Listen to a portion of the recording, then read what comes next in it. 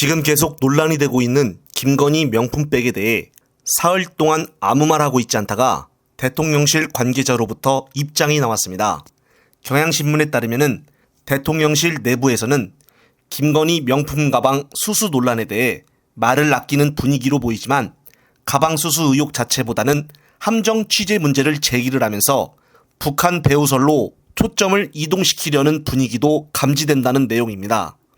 또 다른 대통령실 관계자는 최 목사가 북한을 여러 차례 방문한 이력을 언급을 하며 서울의 소리가 어디서 공작금을 받았는지 알아야 한다며 선물 구입을 위해 북한 자금을 받았을지도 모른다고 했다는 것입니다. 이 관계자는 김 여사가 가방을 받은 건 함정 취재 문제와는 별개의 문제가 아니냐는 기자의 질문에 최 목사가 김 여사 아버지를 얘기하면서 선물을 주는데 안 받는 것이 더 어렵다고 말했다는 것입니다. 정말 실제로 안 받았으면 그만인데 받고 나서 이런 식으로 해명을 하는 대통령실은 처음 봤습니다.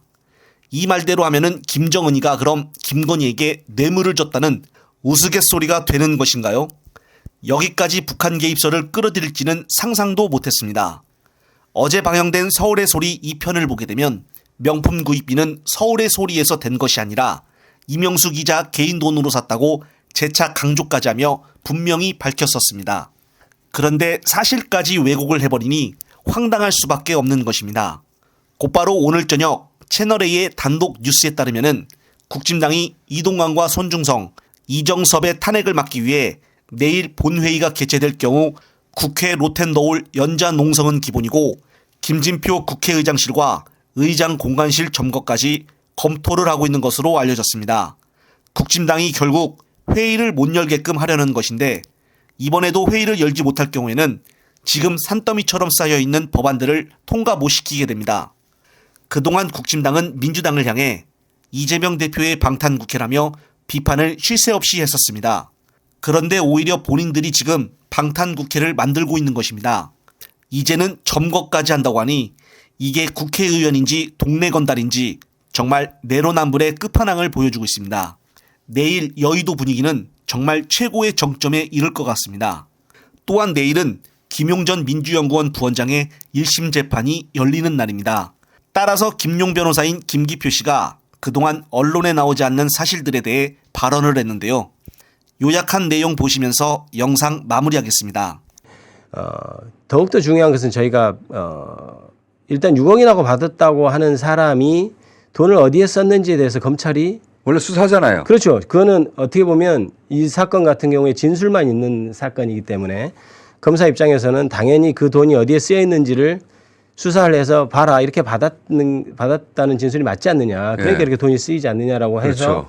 법정에 제출을 해야 이 되는 돈은 것입니다. 다른 출처가 그런데 검찰의 그 막강한 수사력을 가지고도 단돈 한 푼도 한 푼도요? 예, 쓴 것이 드러나지 않은 상황이니까 그럴 수밖에 없죠. 왜냐하면 받은 사실이 없거든요.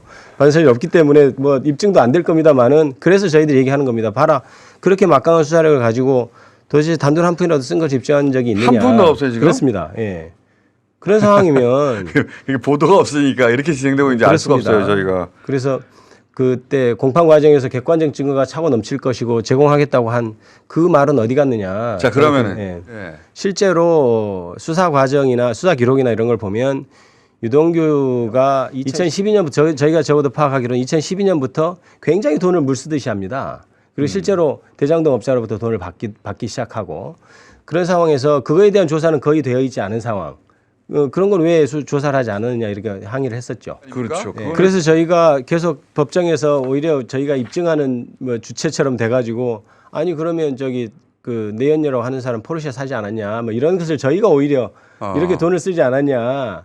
검찰에 입증해야 되려고 네, 저희가 반대로 입증하고 있는 그런 약간 해프닝 같은 것이 벌어졌었죠. 그래서 저희들 그리고 오히려 수사를 해야 될 유동규 돈 씀씀이라든지 그런 것들은 전혀 조사가 안 돼 있죠. 심지어 이런 것도 있습니다. 2013년에 유동규의 말은 남욱으로부터 돈을 3억을 받기로 했다. 예. 그래서 그 돈 중에 김용 부원장에게 7천만 원 또 정진상이 얼마 이렇게 줬다고 주장을 하고 있는데요. 저희들이 재판 과정에서 유동규한테 그런 지수를 얻어냈습니다. 당시 철거업자한테 술값 대납해가지고 그 돈 차용증 3억을 써주지 않았냐.